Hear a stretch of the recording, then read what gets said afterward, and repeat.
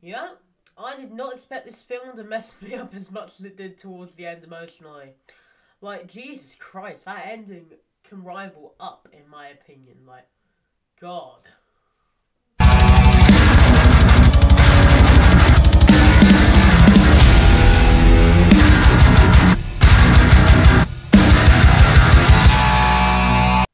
So, Quiet Place Day 1 is a new horror film directed by Michael Sarnowski, starring Lupita Nyong'o and Joseph Quinn, he of the Stranger Things fame.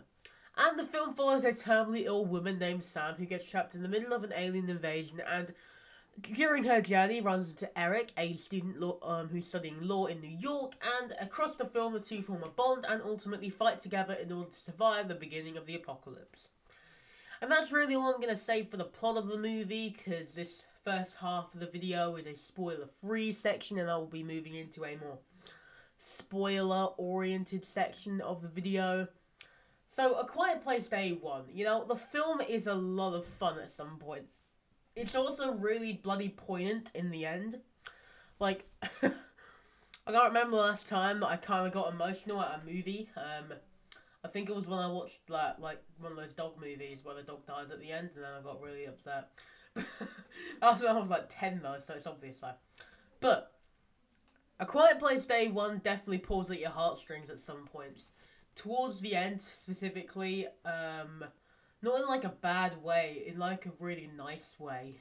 But I'm not really going to say why, because it's better off watching the film, and this is the spoiler-free section of the video, but that bit in the movie is so specifically, like, heartbreaking and, like, heartwarming at the same time. And then, of course, just the acting in the movie is bloody brilliant. Lupita Nyong'o and Joseph Quinn both give amazing performances. Lupita, of course, is the star of the film, so I'd say her performance is a bit better than Joseph Quinn's, but he still does absolutely amazingly. And I can definitely see him becoming like a bigger name than he already is quite soon, considering how, like, you know, he's already got the Stranger Things fame. He's gonna be in Marvel movies next, so yeah, good for him. But this film definitely does feature a few issues, in my opinion. More specifically in, like, some of the pacing towards the beginning of the film is just a bit drags out. Like, some scenes go on for a bit too long than I wanted. Others are just completely unnecessary and just like a bit of filler. The film also doesn't feature, like, a proper finale. It more was just like one scene where it was really tense, and then it goes to the heartwarming scene, and then it ends. That's pretty much the film. I think that this is probably like my second favourite A Quiet Place film, which, you know, isn't exactly difficult considering how there's only 3 of them, thankfully. Though we're probably going to get A Quiet Place Part 3 at some point. But I think this is a pretty good prequel, because it does actually set up something that happens in the A Quiet Place 2, I think is where they mention it, but they talk about like boats in an island, and you'll get that reference towards like the end of the film. They don't go to an island, but like still. And I mean, just the fact that it's a quiet place in a huge city, a place where there's going to be loads of noise. It is really well done while they're in the city, you know. They use a lot of very nice sound design and a lot of good visual effects. But the thing which I am really missing here is something different. You know, it's in a city which, you know, can always change a few things like set design and like the backdrop for the movie, but it doesn't really change much for like the regular tone or feel of the movie. It really just changes where we are, the location. I would have wanted something different with, like, the monsters, or something different with just really anything, because the film is basically quite similar to the other ones. I know that it is supposed to be the beginning of everything, so the monsters couldn't really evolve the moment that they come to Earth, but why not show us, like, the ones that are in the A Quiet Place Part 2 are the evolved ones, and then we have like base form ones, like just come out of eggs or just come out of the meteors ones. Like that'd be a bit more interesting rather than just basically the same design. Because that definitely lowered like my enjoyment of the film quite a bit because I wasn't really able to like see anything new or special. I mean, as I said, there are a few like heartwarming, heartbreaking scenes in there, but besides from that, the film is pretty piss poor. It's very similar in tone to the other ones, except for the ending. And there's really just nothing that really excited me about it. There's not really many fun action sequences or fun, like, scary scenes. I think there's, like, one jump scare, which just came out of absolutely bloody nowhere. But besides from that, it's not really scary either. Like, this is a film that I would go and watch when I was, like, 12, and I'd be like, oh, that's nice. Because I wouldn't really get the ending of that at that age. But, I mean, it's just kind of boring. If you, if you know what I mean. It's not bad, but it's boring. And that was my main issue, because the pacing kind of just drags it down, and then, you know, like, for the first, like, 20 minutes of the alien invasion, we're engulfed in, like, smoke and, like, cloud kind of thing. Not, well, like, dust, you know, when, like, a load of things fall over, there's dust everywhere. And you couldn't really see anything, and it was just like, oh, maybe they can have a really cool scene where an alien jumps out of nowhere. Now, you can see it coming from a mile away. And, yeah, I mean, as I said, there's a lot of poignant moments in the film, but really, besides from that, it is just another A Quiet Place movie. I do think it's better than the first one, but it's not as good as the second one.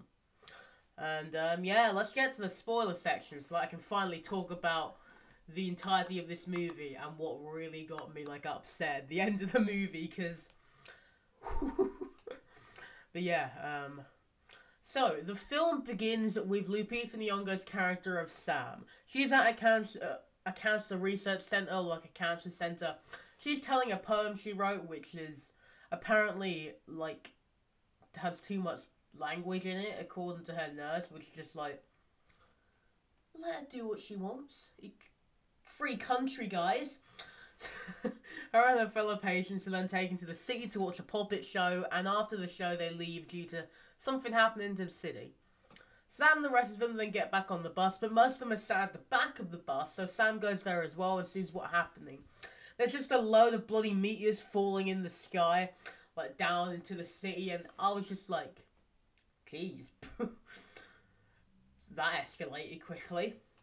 Sam then gets off the bus and looks around for anything, but all you can see is emptiness, and she then hears a sound and begins to run around, and then she sees someone getting attacked, and not long after, a military personnel who's, like, nearby also gets attacked, and she then hides in a ditch with some random person as one of the creatures approaches. But it's then distracted by another guy who it kills, and a huge explosion then happens, and we then cut to a few hours later. Yeah, that's basically the entire opening of the film. It's probably a bit better than the opening of the first one, but I kind of enjoy it. I enjoy the first one a bit more. But, yeah, she then wakes up, and she's surrounded in this huge hall of people trying to stay quiet. She then sees her nurse from earlier, and they hug, and he is happy to see that she's alive. She's also given her a cat, which I can't remember the name of, but I think it was like a reference to something. And they all just sit there as another creature enters the room and kills a load of people. So they leave and go outside and see that the city is completely and utterly destroyed. There's fires everywhere, buildings falling apart, and more explosions all over the place. They then go back inside and just sort of sit there waiting, and Sam says that they should go to Harlem to get some pizza. It's sort of something that's used in the film just to, like, remind her of when she was younger and stuff. There's a lot of those kind of things in the movie because she is, like, terminally ill, so it's sort of like trying to hit all those spots with the viewer. And because, of course, they can't speak, they utilize a tactic that I used many times in science class in high school, and they use pens and notepads to talk to each other. They then hear a noise from outside, and they go to turn it off. Go to turn it off. I'm not sure exactly. It was like some motor. I can't even bloody remember what it was. But then the nurse goes ahead and tries to turn it off. But when he does, another creature comes out of absolutely bloody nowhere and kills him. So Sam is left alone with just her and her cat. So she ventures up into the Big Apple and goes into a shop, and she takes a bag, and she just has a leash to hold her cat, I guess. Like, it's kind of... I've never seen someone walk a cat like that. I've just seen, like, cats just walking beside people, or they're carrying them. I don't really know anyone who has a cat on a leash, but oh well. But yeah, so she's off into the ruined city, and this shot in particular was one of my favourites of the movie. It's just really cool to see her just walking through the destroyed streets of Harlem with a bit of killer music playing in the background, and just seeing the destruction and just the sheer nothingness that remains of the city. But yeah, we then see Sam just opening a can of food for her cat, and she has to do it very quietly, because, you know, she'll die if she doesn't. But she then sees a girl and her older brother, so she offers them a candy bar, and they then go and see a load of bloody helicopters overhead, saying survivors need to get to water, to the boats, because monsters can't swim, which is true, I guess, because we do see it later in the movie. And so chaos ensues, because they head like into this large part of the city, and there's everyone walking towards the boats quietly. But as I said, chaos ensues. And I think people start running, and then something falls over, then an explosion happens, then a load of creatures come and kill a load of people, and Lupita, the youngest character, is just like walking opposite to everyone, trying to get away and keep her cat safe. Which is like, yeah, cat's the #1 priority, not your safety, it's the cat. But yeah, the cat then walks off, and it finds Joseph Quinn's character of Eric, and he then allows the cat to follow to Sam, and now our heroes are together. Sam doesn't really want them there though, so yeah, I think they'll get along nice. Well, you know, they're good people, they'll get along nicely, they'll be good buddies by the end of the movie, because they are good buddies by the end of the movie. And, you know, he follows her anyway, and it then starts to rain. The two hide under some building work, and they're able to have a conversation since the monsters hate water. They introduce each other, and she basically tells Eric to piss off while she, you know, is just doing her thing. And, yeah, if some random guy in New York started following me, I'd be quite scared too. But Eric then says that he doesn't want to die, and they'd be better off together, so I guess that's it. So they go into an apartment complex, which used to be, I believe, one of her family members' apartments. I'm not too sure specifically, I can't really remember, but they do try and, like, really, like, show, like, the family portrait with her in it, I believe. But yeah. So, we then cut to the next morning, and, well, not the next morning, not that far yet. We then cut to in the apartment, and they're talking about, like, you know, all the things. They're talking about their parents, and he says that his parents are in Kent, England, so you know this guy's parents are a bunch of posh gits, but yeah. Hopefully he isn't, and he's just a nice guy. Anyway, we also learned that he came to New York for law school, and Sam says that she wants pizza. But Joseph's just like, you know, the world is bloody ending. She doesn't care though. She's like Tallahassee in Zombieland. All she wants is a Twinkie. Well, I guess a pizza in this situation, but still, same kind of thing. Except, you know, Tallahassee isn't dying. And yeah, I mean, I guess she wants that one last succulent slice of pizza to numb the pain and bring back a sense of normalcy in the middle of the bloody apocalypse. But yeah, they then have a heartfelt moment together where they discuss Sam's sickness, and Eric talks about his parents, and when the thunderstorms, they let out their pain by screaming as loud as possible, which just really confused me.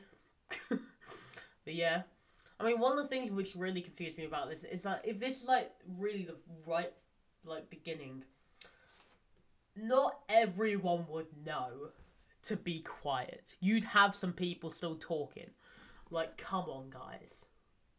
But yeah, so, like, now it's the next morning, and they're just asleep. But Sam then wakes up, and she decides that she's just gonna leave. She literally just leaves him in the apartment, and just leaves. But yeah, then we have a jump scare when she's asleep, and Yeah, it's kind of mean on Sam's part just to leave him, but, you know, to each their own, I guess. But he finds her again, and Sam knocks over a cabinet, and they run to a spinny door that is like stuck because there's a case against it. And when they go to open it, it falls, and suddenly there's monsters everywhere. So the two then go into the New York City subway system, which is somehow still working. And they begin walking down, but the creature follows them down, and it just sort of, you know, blocks their way. So they have to keep going and try and stay quiet. But thankfully, there's water. And the creatures hate water, so that's good. But then they find water just keeps getting deeper, and one of the creatures then jumps into them. You know, it jumps in after them, so they have to just abandon flashlight and just try and get out of there. But then Sam is just knocked out, so he has to, like, carry her out of it. But anyway, the two are safe, and they're now in a church, and we see Eric trying to help Sam get the water out of the system. And Eric then just walks around by himself, and he's able to get a new flashlight while Sam is recuperating. He then starts walking back, but the bloody cat runs into some fiery, like, place full of creatures. And of course, there's one right next to him, so he begins to, like, walk up this very thin bit of metal just to get the cat, when it could just climb back down once they're gone. So, like, you know, bit dumb there. But anyway, he gets the cat while a creature is right next to him, and it starts laughing. I guess that's a new ability, I guess. But then there's a bunch of baby creatures that appear, and they all eat an egg together while Eric is trying to get the cat. But then he makes some noise, and it just stands up right next to him, then it climbs over him, and then, like, the cat is saved by Eric, and I don't know. Then they get back to the church. You know, it's all fine. He stopped climbing for the kitty long ago, but you know, he's able to get back to the church with the cat. Thankfully, he was also able to get some pain meds for Sam to help her for a bit. And I think this moment right here is where the two really do begin to bond and become mates. Like, I feel like they really felt like something there, and they probably shared a nice moment, but. You know, there's like 20 minutes left in the film at this point, and I could feel that the film would end with her, like, dying. Which it does, but it didn't end with her dying in the way that I thought. I thought it would end with her dying there, and I was just going to be really annoyed, but thankfully they don't. But yeah, so they then just make their way to the pizza place that she wanted to go to and see that it's destroyed, so she starts, like, breaking down and crying, and she feels that, like, she'll never get the last thing to make her happy. Everything's ruined. She's gonna die, like, sad or something. But thankfully, Eric is there. The two then go to a bar where Sam's dad used to play piano.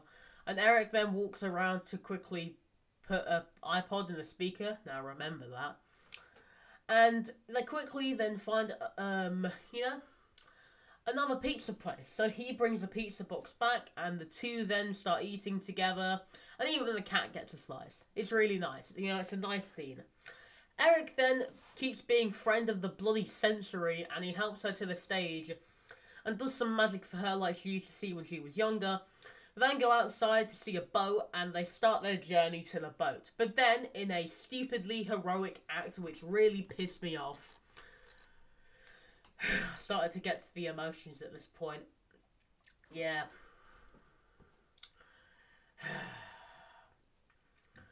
Sam smashes a car and hands the cat to Eric, allowing him to run for the boat. We then cut to Sam as she holds a picture of her family as Eric gets to the boat, and he finds a note that Sam wrote for him saying that it was her plan all along to save him and get her cat to safety. The film then ends in a way which really just got to me. And it shows Sam walking through New York with her earphones in the speaker before she removes them. And the music then blares, and the creature comes down, and it cuts to black. So she went out on her own terms, which is, like, probably the best part of it, because she didn't have to, like, wait, like, a few more months to, like, slowly just, like, lose herself. She got to go out on her own terms, thankfully. And that is probably, like, why it got to me so badly. Like, this entire, like, last 20-minute segment was, like, all over the place, sadly. You know, it went from a really nice moment to a bloody action sequence, back to a really nice moment, back to her dying. And it just kind of irritated me how much it jumped the gun and just really just went a bit overboard there. But I mean, yeah, that's pretty much A Quiet Place Day 1. Have you guys seen it? Let me know if you have. What do you think about it? Let me know in the comments below. If you haven't seen it, I really do recommend watching it. It is a load of fun at some points. The pacing does kind of get a bit all over the place though, and it does feature a very sad ending. If you have got to this point, you probably know what it is now, but yeah, that's pretty much it for this video. Thank you for watching the video. Subscribe to the channel for more reviews and some horror movie updates whenever they come out. Until next time, bye-bye.